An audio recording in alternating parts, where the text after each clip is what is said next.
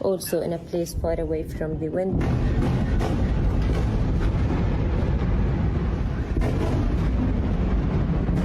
On.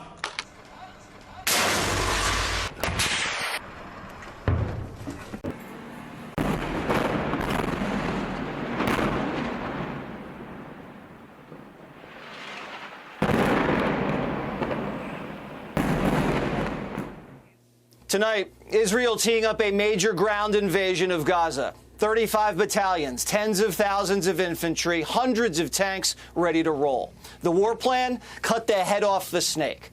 These medieval jihadists are burning babies, raping women, spraying automatic fire into concert crowds. 27 Americans dead, 14 Americans missing. We fear they're held hostage inside the tunnels beneath the Gaza Strip. Well over 1,000 Israelis are dead. The country seeking retribution, pummeling Hamas hideouts, devastating artillery strikes.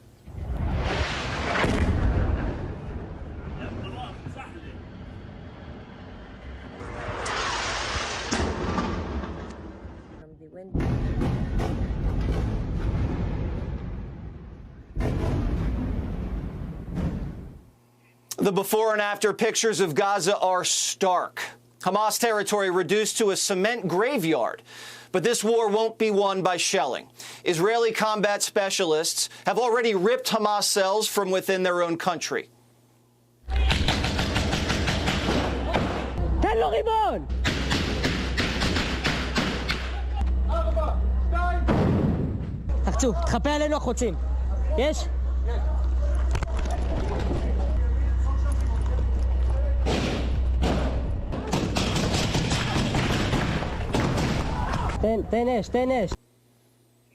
Hamas is trapped in Gaza.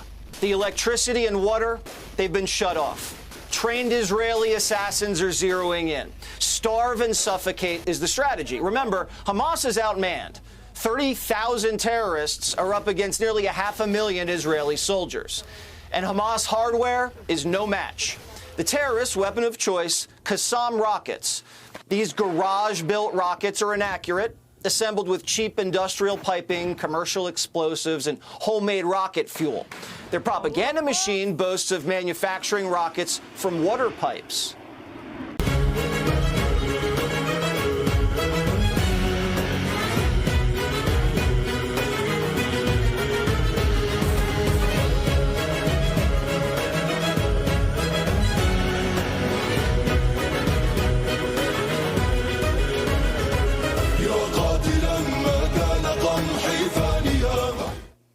Hamas would rather murder an Israeli with a missile than provide clean drinking water to their people.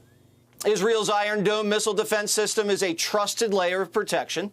Hamas must rely on guerrilla warfare to survive, boosted by an arsenal of heavy machine guns, rocket-propelled grenades, long-range sniper rifles, and their own version of a Stinger. Hamas will also be leaning in with their al-Zawahiri kamikaze drone, named after the dead al-Qaeda leader. These could present a challenge.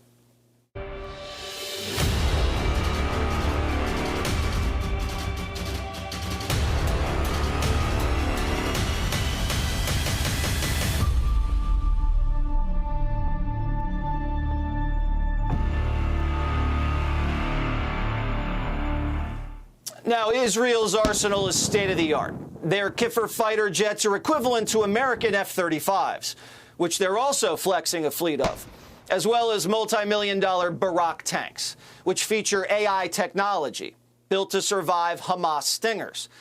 They'll prove deadly in combat. And the Pentagon is already accelerating additional shipments of advanced weaponry to pad the Israeli army stockpiles.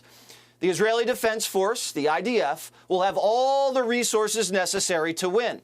For them, it's personal. You seem to hold the people of Gaza, the civilians of Gaza, responsible for not removing Hamas, and therefore, by implication, that makes them legitimate targets. No, I didn't say that. But I did not say that. I want to make it clear. I was asked something about separating civilians from Hamas. But with all due respect, if you have a missile in your kitchen and you want to shoot it at me, am I allowed to defend myself? Yes.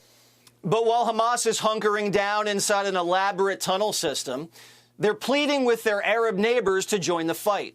The Hamas chief is calling on the Islamic world to engage in a global day of jihad tomorrow. We've seen Hezbollah in Lebanon and Syrian military already launching rockets within Israel from the north.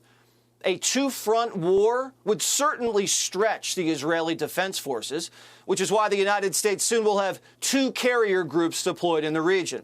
A strong message to the wannabe allies of Hamas who could get itchy trigger fingers. Hey, Sean Hannity here. Hey, click here to subscribe to Fox News YouTube page and catch our hottest interviews and most compelling analysis. You will not get it anywhere else.